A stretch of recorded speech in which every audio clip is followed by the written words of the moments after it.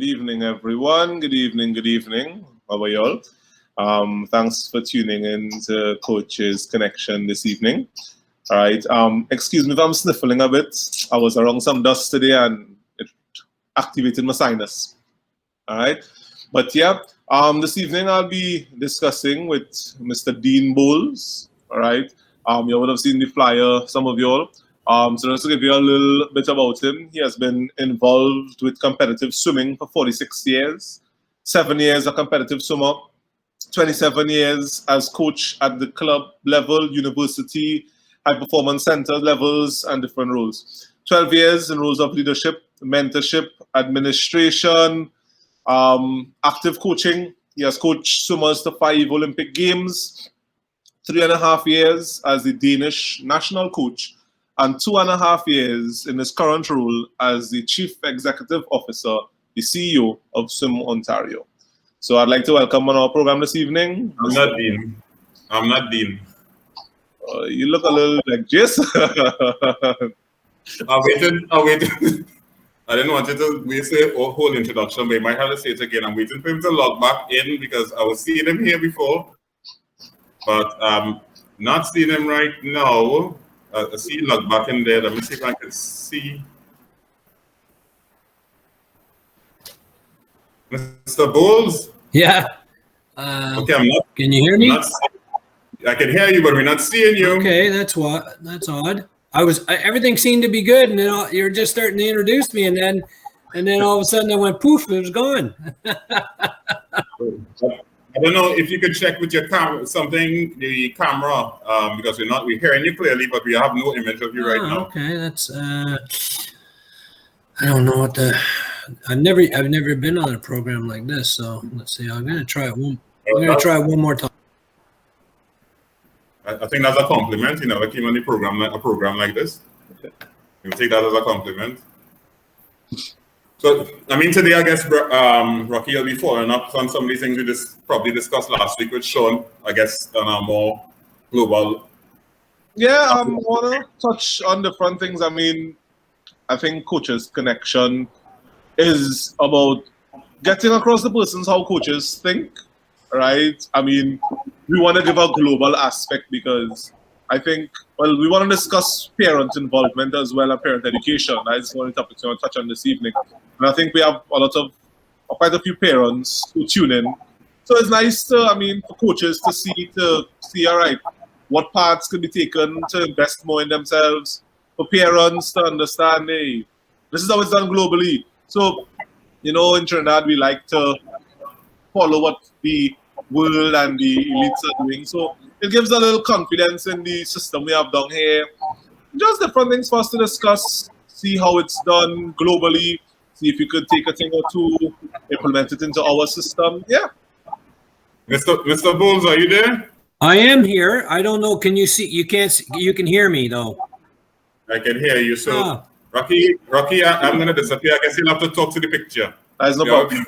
I'll put a picture of him on my screen. Yeah, I don't know what happened. Yeah, when I was saying about the program, I so used to using Zoom and Teams and all that kind of stuff. This is just one more additional thing that we've learned through COVID. And I'm not sure why my camera light is on, so I'm not sure what's taking place.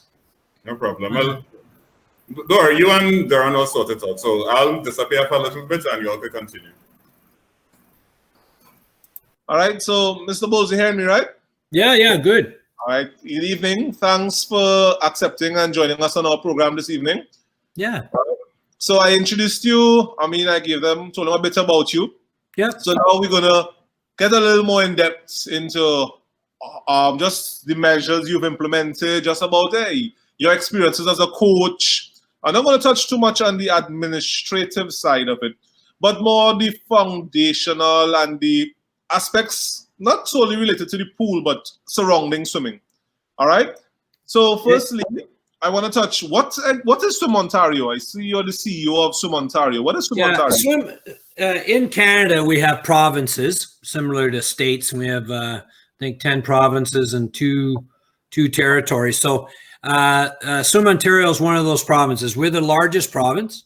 The province itself has about I think 13 million people, and so as far as it goes, swimming. Prior to COVID, we had somewhere around 20,000 swimmers and maybe 8,000 officials and 1,000 coaches.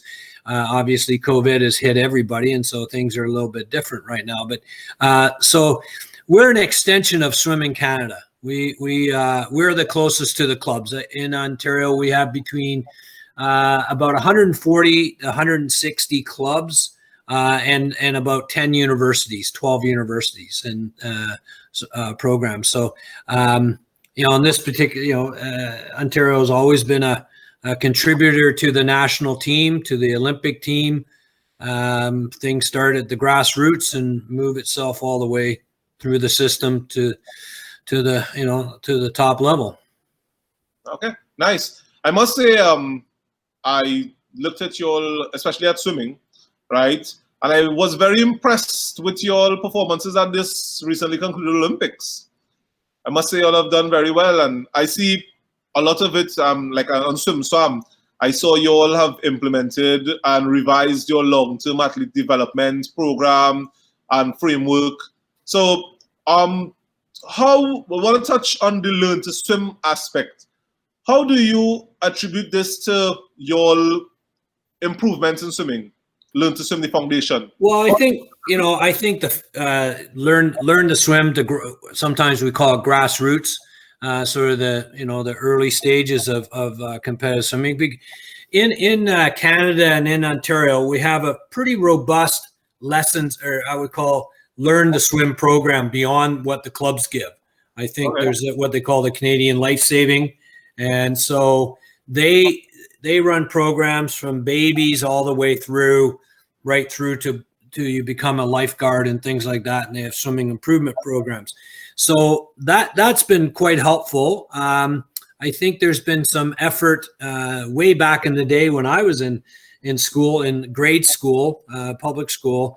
They used to have, I think it was in grade 5, they would have swimming lessons for 2 weeks for every grade 5 student. And then they got away from that. And I think they do this in certain parts of the province where I think it's grade 3, they'll get a week's worth of swimming lessons or whatever. But that's sort of the entry point. And then the swim clubs usually take from 5-6 years of age and develop from there. It's very much part of their business plan. A club business plan to have a good number of young swimmers in the program to build a base. But from, really what that is about trying to teach the kids about the love of the sport, love of swimming. I think we have to do that first before thinking they're going to become swimmers. You got to really love the sport. And I think if you've talked to any successful swimmer, they have loved the sport. Yes, they've had their challenges or at times not like it, but they do love their sport. And I think that's a very important aspect, really teaching them, giving them the opportunity to love what they do, then understand how to do it better. The skills are fundamental, very, very important. There are no shortcuts. There's no success by Friday, as some people might say. So from the learn to swim piece, we're lucky we have a good number of swimmers of a young age. And that helps. Sometimes it's a numbers game in some ways. But yeah, from an aspect, when you start to look at implementation from programming such as what we do, Swim Ontario, or more so from Swimming Canada, it starts a little bit later. We do have the various levels. We have a program in place, the fundamentals as we call it, and emphasize the fun. I think we say it a lot that it should be fun. I'm not sure sometimes the kids think it's fun, but yeah. Okay. So I saw in your long-term athlete development, you'll stress on the fun, as you just mentioned, right? Yeah. I like what you said. Get them to love it, then get them to understand what they're doing. Yeah. Right. And I think many persons try to jump ahead to get them to win. Yeah. right? So how do you educate parents in terms of helping them to understand, all right, so winning is not the most important thing, because I mean, parents, the end result is to see their child do their best. Wanting the best for their child means having their child win, ultimately for most. How do you then get parents to buy into the idea, get them to have fun in the fundamentals? How do you sell them on that? Well, I think that's always the task of the day for every swim club and every coach around the world. Yeah, it doesn't change, and I think it's more difficult in today's world because there's so much information out there, the internet and everything. Everybody gets an idea. Everybody watches the Olympics. They get excited. They want to, they think they're, it's no different than we were just watching tennis on the weekend, and you see two young teenagers at the U.S. Open in the final, and you think, well, maybe my daughter or my son can be part of that, right? And they don't realize how much work it is and how well you have to be managed. I think what it is, we really look to the clubs and the coaches to really emphasize that idea of speaking with the parents. I've always said in my philosophy to coaches, always get your side of the story across first, and really work towards that. Sell your own philosophy, meaning that you just don't say it once in a season. You need to keep coming back to it and reinforcing it. It may seem redundant, but it's so important, because it doesn't take much for people to go off on a different tangent or a different role. But it's a constant. It's definitely a constant. I think sometimes we get programs or coaches or whatever that think the parents are not as important, but they are very, very important. I mean, they ultimately are the customer, and we have to educate them as much as we need to educate our coaches, educate our administrators, educate our parents, educate our swimmers. We need to work on things like that. And a lot of that comes right down to straight up communication, have regular communications. Okay. Do you have specific courses or things like that you put on for parent education? Well, we should put more emphasis on it. I know that we're starting to do a bit more of that. We have a conference coming up next week, and part of that conference is a set session. I mean, the parents are invited to the conference because it's done virtually, so it's not too hard. But we do have one set by an expert in it, in dealing with developing the love of the sport right through to the international end of it, and actually the exit. When you exit, the young gentleman prior to, he sort of stopped his swimming and hopefully has a good exit strategy. I think we need to work on that. But one of the things that she's talking to the parents about is how to help your athlete or help your child be more resourceful. So there's a whole aspect of those things, and I think we need to do a better job. There's no two ways about it. We need to educate our parents, and recently with this COVID, a lot of the parents haven't seen the swimming pool. The kids have been able to get into the pool, and we've had some swim meets, but the parents haven't been in. And we know the coaches sometimes like that idea, but that doesn't help. That does not help in the long run. I came across this statement today. Okay. It was really interesting. It just happened to come across it, and it says, winning is fine as long as it doesn't go to your head, and losing is fine as long as it doesn't go to your heart. And it's sort of what you just mentioned about, everybody wants to try and win or want to fast forward, but it's like, here's the teaching good values. And I think that's the critical thing, teaching good values. Yeah. So true. So true. So, I mean, we climbing the ladder, right? As we go the ladder, right? And I'm getting into the point of developing like a system for your clubs, right? Do you believe in like setting frameworks for your clubs so you have a standard across the board? Well, I think you have to have, it depends on what your audience is going to be or what you have coming into place. And usually when you say frameworks or a system approach, I think you have to have some good guidelines. You might have, and they may change a little bit, but I think what's really important is to have the principles behind each level.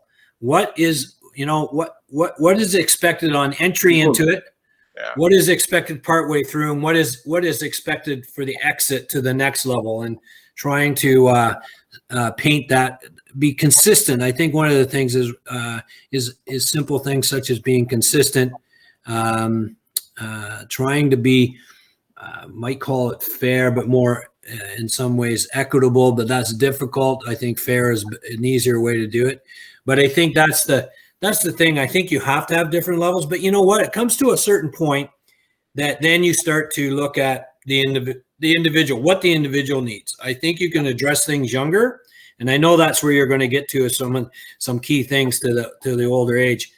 But I honestly think that the skills, the physical skills, the mental skills are so critical. I really do believe, and that's been a bit of an adjustment. You talk about our long-term development strategy. We're somewhat going away from that and calling it more an athlete development model or matrix, or actually an appropriate athlete development. And some people say appropriate age development.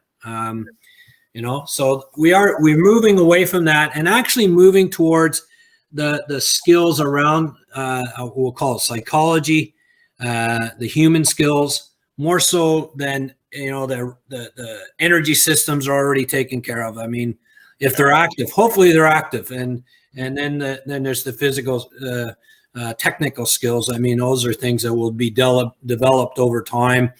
The body changes and things like that. But the simple thing, I think that one thing I would suggest that's being overlooked or taken for granted or whatever is the simple push off. I don't think we push off as well as we should or well as we can. I think sometimes we teach dolphin kick before we learn how to push off properly and get get the maximum out of that. So simple foundational skills is critical at every level. But I think if you really want to have someone that's highly skilled later on, you got to be relentless. You got to be relentless on the skill teaching. Make it fun, make it a game, but you have to create that skill development piece. You watch all the great athletes. They're so skilled. They're amazing. Yeah. You mentioned something just now, and it's something it's easier said than done in our country here, where you mentioned you train the person. So when we spoke about frameworks, you said you have to see where the athlete is at, right? So, I mean, you mentioned you all have numbers, right? So you all have groups. How do you then, so I'd assume your numbers of swimmers per coaches is pretty large, right? How do you then set it up where you have each swimmer's needs catered to? Is it that you offer private classes within your system? How do you get to work on each person's weaknesses, so to speak? Well, that is an interesting one. I know sometimes in some of the clubs, and you got to remember that we allow our clubs to really have free reign. We don't control them too much. I think we need to help them. We need to make sure that the coaches, we have a certification program that teaches, the necessary coaching skills. It's a measurement. It doesn't mean they can coach per se, but it gives them some good tools. I think, depending on where the coaches are and who they have to mentor from will make the biggest difference. Now, from a point of numbers, like ratios of things, it varies depending on what each situation is. I know that and you know what, I'm just going to, before I even forget, we're going to learn a lot through this COVID. If we don't learn something through this, then shame on us, in my view. And I think one of the things we're going to learn is that, you don't need to push. I think one of the things that we've learned, at least, and we had a lot of restrictions here in Ontario and Toronto. We still have here. What's that?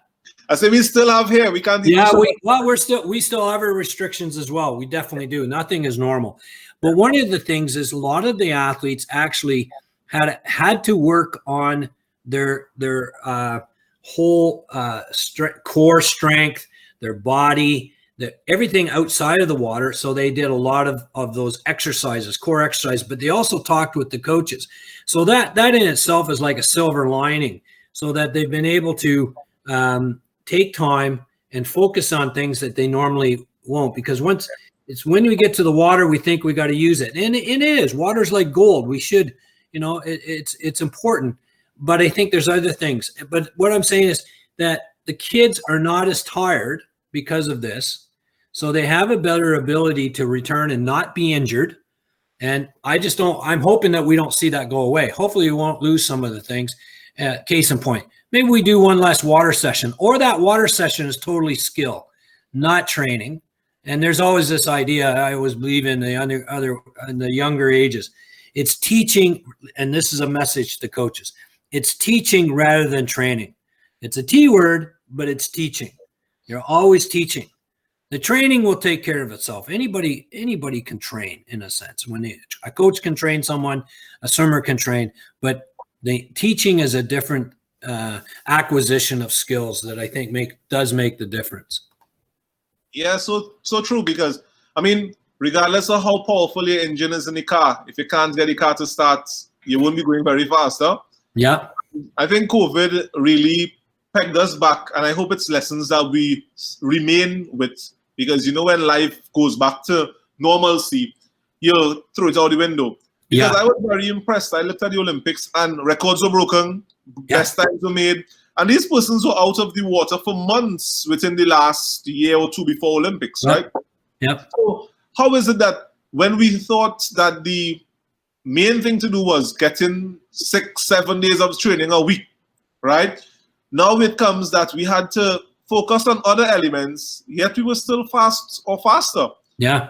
So we've been focusing on the wrong things, as you said. Teach. We have to learn. It's not about mileage, because at the end of the day, you could do so many miles without learning or improving. What good is that, huh? Yeah. No, it's absolutely right. And it takes courage to do that. I think it takes a lot of courage on the part of the coach or the teacher, but even the athlete, even the parent. I remember back in my day of coaching young kids, the parents, if you weren't training them, they were upset. They wanted more work done, and you're trying to go the other way. But again, it comes back to education. You got to really have an education plan. Yes, indeed. Because the parents and the coaches have to be in tandem, right? And it has to be, as you say, you said, at the risk of sounding redundant, you have to continue to communicate. Yeah. So I suppose that is lacking sometimes. So I suppose communication will help bring that trust, and the parent education will follow. Yeah, absolutely. So in Trinidad here, we have regional games. So we have stuff like, I don't know if you've ever heard of it, like Carifta and like CISC or CCCAN, right? Mm-hmm. So that's, you would have heard the guy in the last interview mention something called Goodwill as well. Yeah. So it's where countries around the region, right, they compete in annual or biannual games, right? Mm-hmm. So the Goodwill starts from 8 and under and goes up to the 15 to 17 age group. Carifta goes up, right? What major competitions do you all have for your age group swimmers? Well, we have different levels. We start off with our 13 and unders. They'll have what they call regional championships. Okay. And the regional championships are within the province, and there's 6 regions. And you got Ontario is a big province. It takes go from one end of the province to the north, from the south to the north. It takes like 24 hours to drive to get by car. So it's a big province. Yeah. And so there's things done in regionally. So there's that regional level. And then they move to what we call festivals. And this is another layer up, 13 and unders, probably 11-year-olds, 12-year-olds, 13-year-olds. And then we have a youth junior, and then we have a provincial. And the provincial is from 11 and over, including senior level swimmers. And, each time the standards get more difficult. So that is somewhat we do within the province. As it advances a bit, then there becomes somewhat of we'll call it a junior national, which is half the country participates in the East and half the country participates in the West. Okay. And then we have a nationals or a trials. And so, the idea is that each level competition is targeted for a certain layer of swimmer. And hopefully, that's what they aim for it. They have invitational swim meets, things like that. I think one of the things is that on the road to get to these sort of really motivating moments or these badge of honors, such as you were saying, some of the things that you have, hopefully to get there, they didn't get too tired. Meaning in our province, we have swim meets that last forever. They take forever, and it's like, it's exciting at a time, but after a while it gets it's like watching paint dry, and it's really a challenge. And so, if we take a look at what is happening with this ISL, yes, it's grand and everything else, but keeping it very simple and learning to race, and we talk about love the sport, love swimming, love the act of what it takes, the training part, but also love the race. And then you live the race. You got it. So there's this whole balancing thing. And I honestly don't have a formula of it, other than I think you just really need to think of those foundational things and how to create your own formula. That's the big thing. But I think it's about love the race, live the race. Because I look at these swims that go on in the ISL, I think it's fantastic that, they're getting these experiences. It's becoming natural. It's no different than in the US with their college program. It's really about racing, not about the time. It's about racing. And I think sometimes, I don't know how it is for you, but I know we get so hung up on times, and they are important, but we can't get hung up on them. We got to teach the value of just, experimenting and racing. You love the race, fast 25s and fast, and one of the things we did in our younger swimmers this year, because we couldn't do real swim meets, I created somewhat of a program. It's not really rocket science. It's something very simple. But instead of a 100-meter race, it was 75. Instead of a 200-meter race, it was 150. So it was almost three-quarter events. So you had 25, 75, 150, 300. And they would do it. They would submit their times in. We would post them virtually, but they didn't really know what it meant. But they loved doing it. Yeah. Whereas if it had been a 200 free or 100 free or whatever, then they start comparing. They really start to compare. And I think it's too soon in their young careers, because we all know that, when someone is swimming at the age of 12, they potentially have another 12 years of swimming anyways left, right? And so, and if they've had 6 before that, what do we do? Feels like a lifetime, huh? Those 24 years. Yeah. It's not easy, so I think the big thing is that I think the coaches really need to just think about how to get them to love the sport, love the idea of the training aspect around their friends, all that type of stuff, because I think that's what they're hungry for right now. I just watching in the chat box where some of the pools need to be opened up or somewhere like that, and same thing. They're just chomping to get just to see their friends and be a part of it. Yeah, nice. So when you all, just to go back to you said you'll have regional, nationals and stuff, right? Yeah. I'm not sure what the criteria is, but when you all select the persons who will represent the different parts of Ontario in these swim meets, do you all then create a training squad, or do persons continue to train at their clubs, respective clubs? No, they all train at their clubs. We will select some swimmers for some camps. Even in the regions, they will provide, I'll call it learning camps. There'll be some training involved, but it's really about learning from nutritionists or from a guest speaker of some sort. So we create these little small training, we call them training camps, but it's really learning environments, really about learning, coming together, feeling good about things, a little bit of a badge of honor. So we see that at the regional level. we see that at the provincial level, and then there's the national things, and we're looking forward to be able to do some of those in person. We haven't been able to do them for 18 months, so we're hoping by the time November rolls around, we can start to see some in-person things.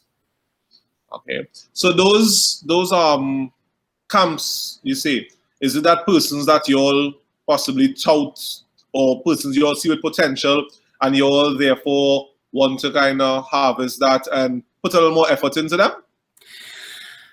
You know, I don't think it's there for like talent identification. It is an identification. It's a selection. It's based on where did they land. I think sometimes we should do a bit more of like a scouting report, meaning, allow the coaches to say, hey, I see something in this swimmer. You should should have them come in. The biggest thing we want them to do is feel that they're going to get something from it. One of the things I did in Toronto when the Pan Am Games were in Toronto in 2015, and we were fortunate enough to get 2 major facilities built for the Pan Am Games. So at the one facility, one of the things I created back in 2014 was what I called the Swimming Academy. And academy is a place to learn. That's really was the definition. And what we wanted to do there is bring swimmers in for 2 or 3 days or 2 or 3 sessions, and obviously do skill work. And skill work it might be a bit of testing, but not really testing, but really about having an education plan around nutrition, have an education around body awareness. I mean, when I say that, strength body ratios, teaching them right movements, full range of movements, things like that. What else did we have? We had video analysis, things like, or not so much analysis, but allowing them to see themselves on video and giving them feedback. And it was just that. It was about giving 12 swimmers an opportunity over 3 sessions to actually have something a bit special. Then go back to their clubs, and their coaches would come along. They'd go back to their clubs, and they would continue to, practice in a better way, and hopefully the other swimmers would catch on to it. Like simple, if you can improve someone's turn, and then you put them back in their back in their normal setting, the other kids are going to go, whoa, what happened there? Yeah. I'm going to figure out how to keep up with you just on your turns. The swimming piece, maybe not, but on the turns, there you go. And so that was the idea, is that we want to try and just remind the important things to slowly develop. Spread that fire of knowledge and love for the sport, man. I like that. Yeah. You spoke about like video analysis and facilities, all right? Just to touch on, we live in an era of technology, and you'd often hear coaches say swimming is far behind in terms of technological learning, so to speak. So understanding, I mean, yes, we know the density of water, we know the density, science, right? Mm-hmm. However, the technology to back it, I mean, I would see certain programs, they have velocity meters and different things, right? I want to start with Triton. What's your views on Triton? Tritonware. Yeah, Tritonware. Yeah, it was developed here in Toronto, actually in Waterloo, where I don't know if you remember the BlackBerry phone, but in Waterloo is a very high tech. Okay. You know what? I think technology is great, but I just caution people not to hide behind it. And I'll tell coaches, let's do this swimming set right now without our watches. Let's watch the swimmers instead of watch our watches. You know what I mean? So let's put away the watch. Let's let's just see. Let's just watch and pay attention and give feedback and give meaningful feedback. I mean, I think that in itself is an art. And we talk about, you brought up about science, and yes, I think it's very important to have the foundations of science and totally understand it and see where you can apply it. But then there's the art, and the art is really that conversation or that meaningful feedback to the swimmer, to catch their imagination, to catch your enthusiasm, so that they have the enthusiasm. I think that's that's the balancing piece to it. So as much as you feel you need to have technology, I think the biggest thing, if you can get it, have an iPad and show them, and then let them figure it out. Right? That's the simple thing. You don't need to overcomplicate things. In my view. Yeah, I actually saw a picture today with a caption. Right? It was like, I think it was 4 dogs and a cheetah in a race. Right?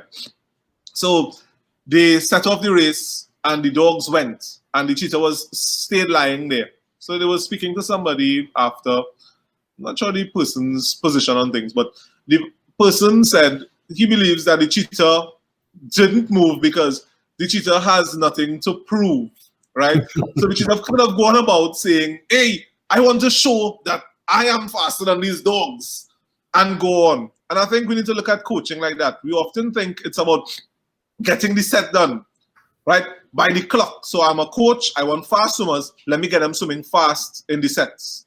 As opposed to seeing, as you said earlier, teaching them. Why didn't you do under 6 minutes in a 400? Yes, I know the clock says you did 6:05. Why didn't you do under 6 minutes? I think that's more important than telling you your time. Yeah. Right? And if I solely focused on the clock, which we have been trained to believe it's about getting the times down, we miss the whole essence of, hey, this swimmer is doing something they're not accustomed doing. Why are they doing this? They're turning poorly on the wall. And in essence, we fix the little problems that create a far bigger problem, so to speak. Yeah. Yeah. Yeah. Exactly. I think the best thing you can do is help the swimmer discover. I think it's about discovery is really, really important. Rather than, you have to guide them and you have to tell them, but I think they need to discover. I think, asking the question, well, why did you go faster? That's number one question I think is really, really important. That when you start to evaluate, you go to a swim meet or whatever, maybe it's the end of this season.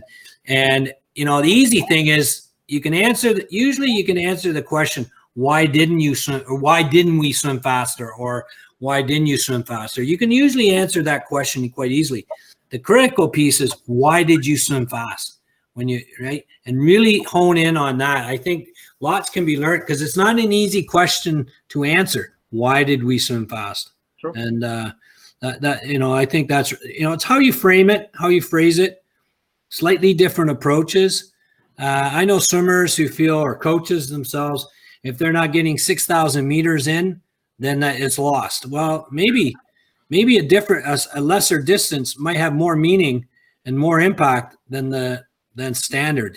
So I think it's really about just being creative, have an approach that makes sense, test it, take responsibility for it, and then see. I mean, there is still this experimentation to it. Yes, there's some guaranteed things that works. The scientific pieces, certain types of sets or certain ways it's done, but how you're doing it really matters. That's what matters, how you do it. Yeah. I mean, for persons who may have tuned in a bit late, I mean, thank you for tuning in. We wrapping up now. Let's have a couple more questions to discuss. But I mean, I know you all stress on 5 S's in your long-term athlete development. I'd refer to that, right? In terms of strength, speed, stamina, suppleness, skill. And you all say, I mean, around the world they have said it, that they are windows of optimal trainability, so to speak, right? What's your views on that? Do you think that stands true? Do you think, because I mean, a lot of coaches feel like, hey, this person has passed this time frame, so to speak, right? So a female, you pass that age where I think you're most efficient, is optimal for you to train stamina. So let's try and work on other things. What's your view on those things? Well, it's a very good question, and it's not easy. But I guess where I would probably bring it to it is that I think you should know the athlete at a certain point in time. You should know them, and you should know what's been in their, what I call their toolbox, meaning what skills do they have? What have if someone is trained 12 times a week, for the last 3 years, their bandwidth is pretty stretched out. I don't know what, but maybe a flip side to it is that you try that. You try it. I think part of it is really do your best to evaluate. So I think there is very important, if you had to say in development and even in the older, swimming all strokes makes it fun. Swimming all strokes. Simple things such as in a competitive season, have the swimmer swim every event. In a certain period of time, the 3 or 4 months or whatever it is, try and swim every event. Not all at once, but just, and then come back to it and then do it again in another piece of time. Just learning to expand that piece of it, not to specialize too early. Obviously, though, there will be athletes that you may have to. Maybe they're just physically advanced, and you need to, one could be 12 years old, but they look like they're 15. Another one could be 15 and they look like they're 12. It's just, I think you just have to have a different, sometimes be ready with a slightly different recipe each time. And you can't, I know in training sessions, you have 30 swimmers or whatever, you can't create 30 different things. But I think there are moments where you can give that a little bit of that specialization or switch things around. But, from a front, I think it's one of those things. Yes, you have a block of a period of time, there's 3 years or 2 years or 1 year or 3 months, 2 months. You just try and you just sort of map that out. There is not, I don't have a strict thing on that. All the years that I coached and what I've observed over the last few years, it's really knowing. It's a great line is know your learner. If you treat your athlete as the learner, know them, and then grow your learner. And so that's and it takes time. It just takes time. Patience takes time. And you spoke about specialization. What's your views on it? So what age-wise, or do you look at? I mean, you said the athlete is your learner. Do you then, based on your athlete and what you see, then you have an eye for when you think they should specialize? Well, I think they need to have a range within them. They need to, I'm a firm believer that I always use, if we're talking, say, a 12 to 13-year-old or a bit older, I do believe that the 400 meter freestyle is a great staple. I think using it doesn't mean they have to be great at it, but use it as a training marker of sorts, because then it stretches them one way or it can help them be better in another way. So, building that sort of continuum on them is very, very important. So it's maybe not so much specialization in a sense. They sometimes need to stretch out and swim other things. Swimming the same event, unless they can't swim another event. Mm-hmm. And then, it's the same thing. I've had swimmers who couldn't swim slow freestyle. They were fast. They were like 22.8 for a 50 free, or 22.7, something like that. But I would never allow them to swim slow freestyle. It was a mess. So I'd have them swim backstroke. Okay. There's, trying to identify, strengths and weaknesses and what might work. Because you don't want to rehearse bad habits. That's one. And so fast swimming is done one way. And when it has to be slow swimming, it might need to be done in a different manner of sorts, because it just might not work for some.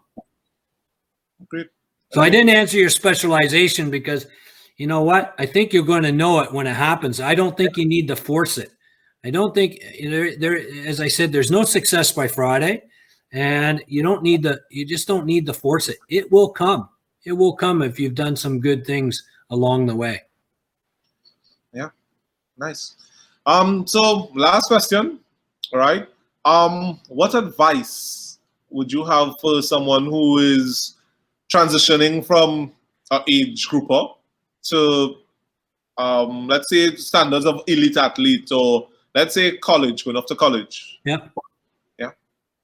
Well, I think we have the opportunity in Canada where, when they finish high school, they can go to university in Canada, or they can go to the US and that, so they can further their swimming career.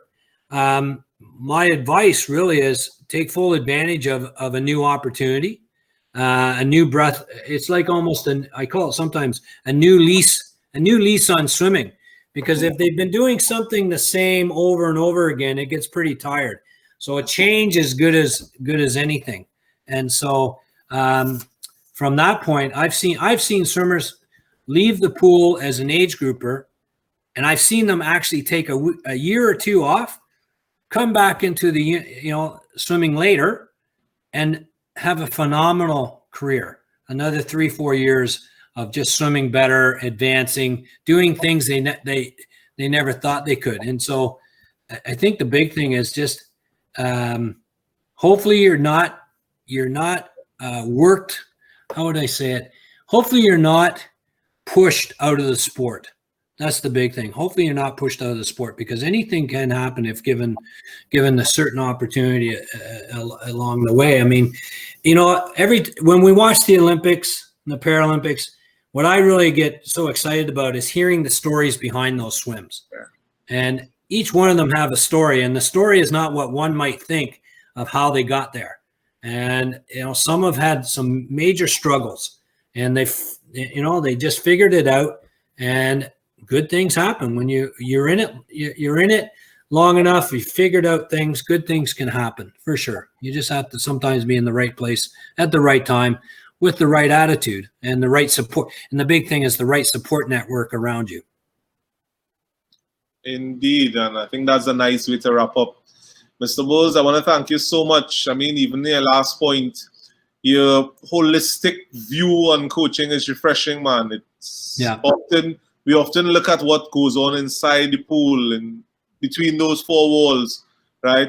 And there's often so much more attributed to that by what happens outside, and we often forsake that and try to ignore that and think, hey, when you go in that water, that is all that matters. And I love your holistic view. It was refreshing, and I thank you so much for bringing your expertise, your background, everything, and sharing with us this evening, man. Okay. Thank you so much for everyone. You take care. All the best. Yeah. And let's get beyond this pandemic if we can. Amen to that. Okay. All right. Thanks everyone for tuning in as well. Tomorrow is Jason's birthday, so I just want to wish him happy birthday in advance. And thank you everyone. Take care.